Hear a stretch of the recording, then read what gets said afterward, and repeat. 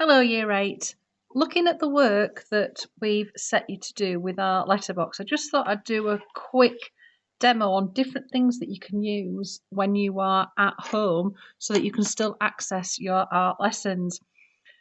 We set out obviously the work that you would use, the equipment that you normally use in school, but obviously at home you're going to have to just find whatever you can. So when it comes to background papers, obviously if you've got some A4 paper to work on or an old sketchbook or something like that, preferably plain, that's fantastic. But if all you've got is lined paper, envelopes, inside of cereal boxes, wrapping paper or anything, it really doesn't matter.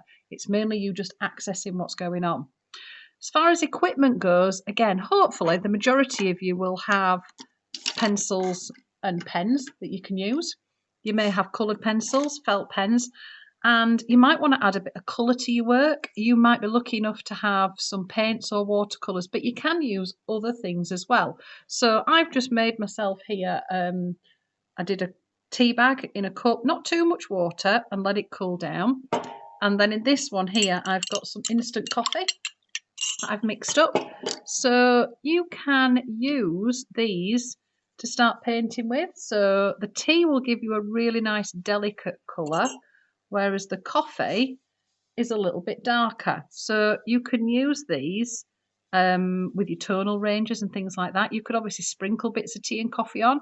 If you want a slightly darker colour, then put a lot more coffee in there. You can obviously work with your coloured pencils. So if you're working with your coloured pencil, there's no reason why you can't then mix in your tea and coffee over the top. If you have some felt pens, have a look and see whether or not when you work with them on the paper, are they actually water soluble so that you can then turn them into an ink. Now, if you want a really bright colour, use water. If you want a slightly older colour, use the tea or the coffee to mix things together. You could use anything. I've seen an artist that's used things like soy sauce, dark and light soy sauces.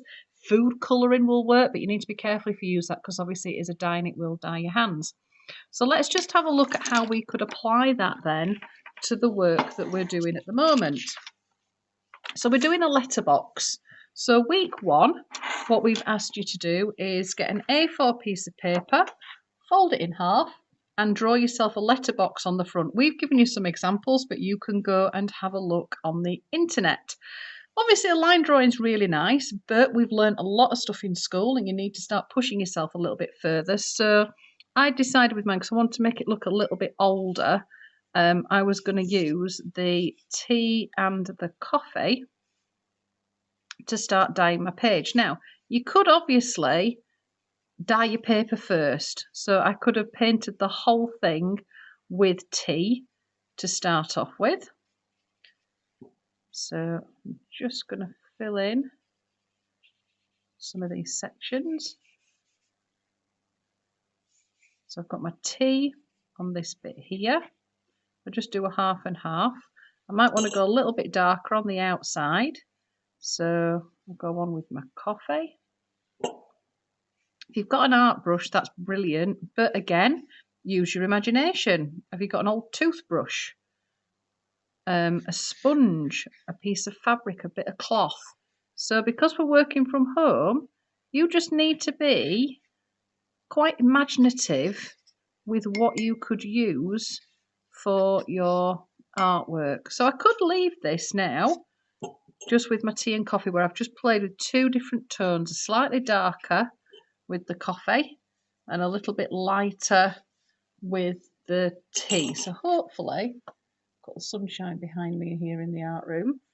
What I'm going to do now is just dry that off because, and then in a second.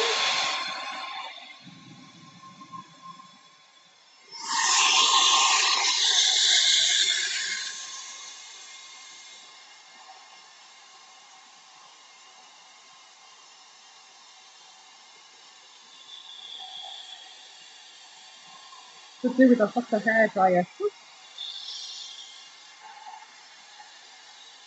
Some bits get dried off.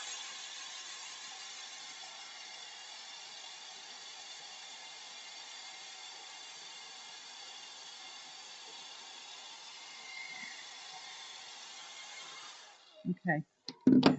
So then I can come back in. Now, we've done loads of things at school where you layer up different materials. So there's no reason why I then couldn't come back into this. It's not quite dry enough. But with my green pencil, just to add a little bit of green. I can see it a little bit better there.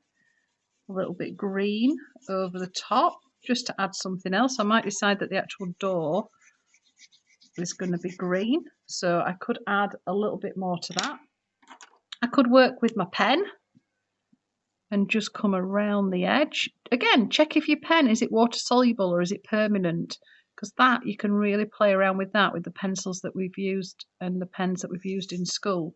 So you can play around. It just really starts adding a little bit more. So week 1 was just getting your letterbox done.